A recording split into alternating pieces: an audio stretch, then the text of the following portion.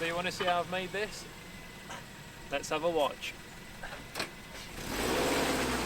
So a lot of you have been asking on Instagram how have I built this, and you've been interested in the whole build process. So in this video I'll take you from bottom to top, how I've built it, what materials I've used, and how it all works. So the table pulls out from down here. The reason it does is because I wanted it to. There is no need for it to do it, but it's out of the way and it looks neat. So that's where the table comes out from, and we'll set that aside. So this is the most exciting bit that everyone finds exciting, which is the pull out twin stove and fridge. I say fridge, it's just a cool box. So in here again, food, drinks and whatnot, and then twin stove so you can cook away. You've got your food right next to your stove, you've got your table which is there, and again if you open the drawer you can get your chopping board out and you have another work area, all your cutlery is there, and you basically have your kitchen on wheels. So over here I've got two shelves which we keep just random food and spices and whatnot. There's another box behind there, and that's where we'll keep the food. Up here we'll keep one of those collapsible bowls that you can do your washing up in. Open the drawer. In here we've got all sorts of cutlery and stuff, and chopping board comes in handy. You can shut it, you can work on that, you can pull your boxes out onto it. So we'll put that away. Oh. It's so cold. Okay, anyway, so aluminium floor is where it all starts at. The aluminium floor is bolted into where the seat mounts were originally.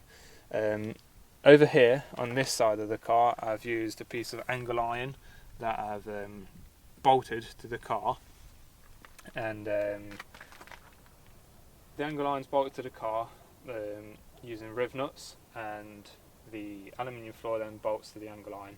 So that's a solid base for it to start. Here's a photo of what I actually mean by the angle iron.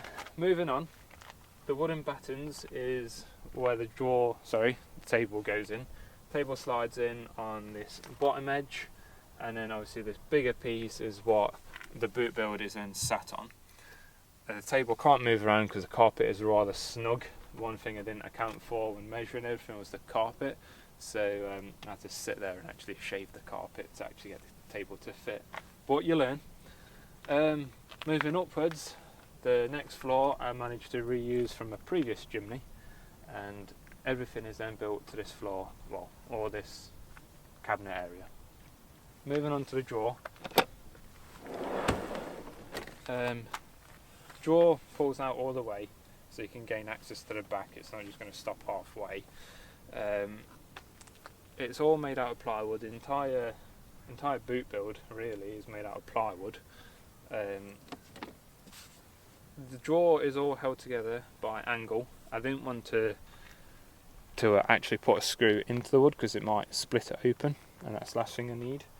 It's all carpeted all the way around.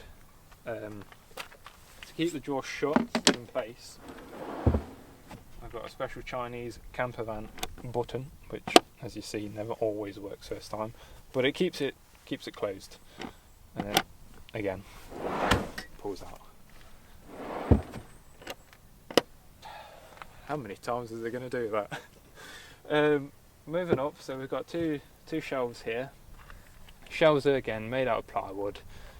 Every joint is held together by angle, because I really don't want screws holding it together because it will split. It's too thin, but it has to be thin to keep the weight down.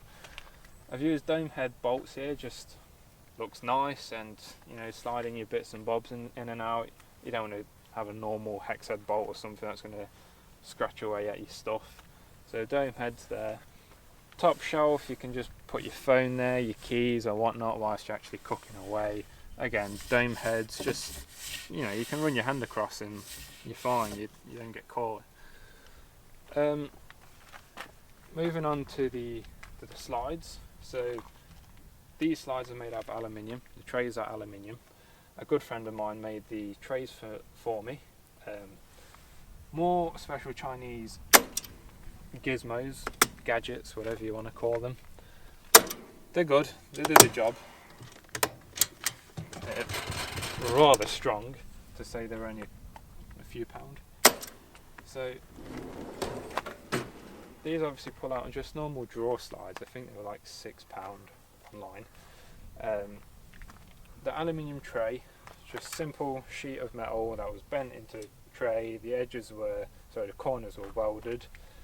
We'll start with the stove. The stove, I spent ages looking for a way you can quickly remove the stove, which is as quick as, it says quick and then you can't get it, there we go. As quick as that. So this is what holds down the stove. You just screw it down and it holds it in place. I spent ages on eBay trying to find something like this that could just, you know, easily remove your stove when you need to.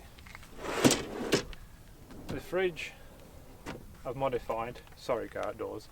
I've removed the handle, drilled 2 holes, got a strap from eBay again, penny washers holding the strap in place so you can get some force on there. Goes under the tray, and then around the back here I've cut a hole, an elongated hole out for the strap to then come back up, and then there's just a buckle that the strap goes through. Pull it down, and then relatively, it says the cool box doesn't really go anywhere. I've not really tightened this down, there's no weight in it. Something I would have done better is put rubber in the tray just for a bit more grip, but it's fine for what we need.